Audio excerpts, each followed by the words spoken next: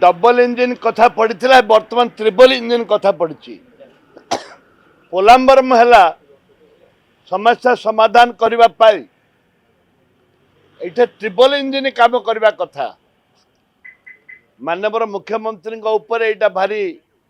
pressure अच्छी निश्चित भाव में महानदी भी ट्रिपल इंजिन यहाँ माननीय मुख्यमंत्री इजी आलोचना कर समाधान कर प्रधानमंत्री हस्तक्षेप कर ओडिशार जमती महानदी जमती कौन क्षय क्षति हेनी लोकंर ता सहित जो मालकानगिरी जिला पढ़िया मोटू अंचल जो आदिवासी लोकंर जमी घर द्वार पशु पक्षी